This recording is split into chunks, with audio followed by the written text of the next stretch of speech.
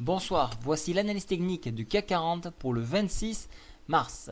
Alors voilà, ça y est, les vacances sont finies, donc nous reprenons du service et nous allons analyser l'indice parisien.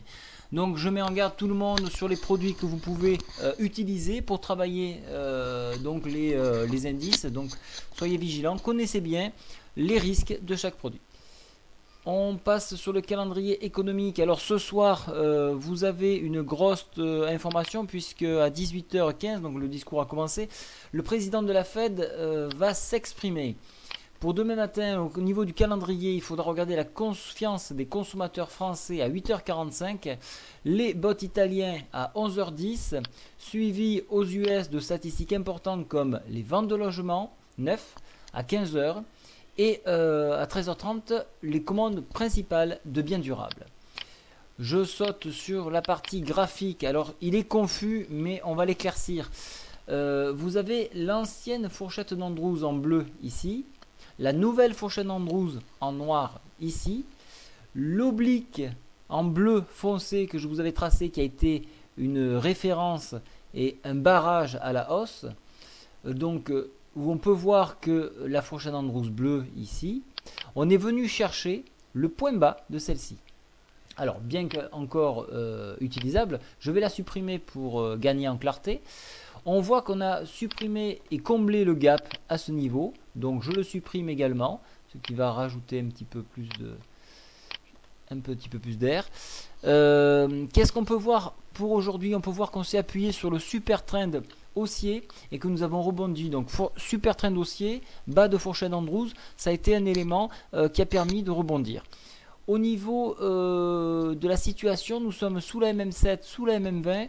Alors j'avais cherché à prendre un signal haussier sur la MM20 en pensant à un rebond. Malheureusement, il a avorté, puis on a décroché rapidement. Donc difficile de suivre le mouvement après. Qu'est-ce qui risque de se passer par la suite? Alors, pour les haussiers, repasser au-dessus de la résistance 3736 pour venir chercher la MM20 est tout à fait crédible. Tout comme pour les baissiers, venir enfoncer les 3717 pour venir chercher la médiane de fourchette Andrews sur 3704 est également crédible. Je vous l'avais peut-être remarqué, vous avez deux obliques ici en noir qui sont un canal haussier hebdomadaire. Donc un enfoncement de la médiane de fourchette Andrews, venir chercher les 3690 est là aussi envisageable.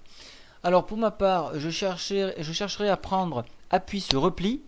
Si toutefois il y a une baisse à ce niveau-là, un achat pour repoursuivre la hausse. Alors pourquoi je rejouais cette hausse malgré quelques signaux alarmants, puisque la MACD est négative, donne une tendance négative, le stochastique donne une tendance négative et a tendance même à s'écarter.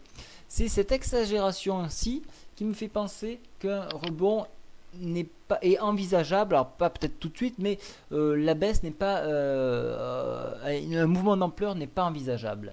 Au niveau du checking money flow, on peut voir également que les bulles ont toujours l'avantage et copieusement.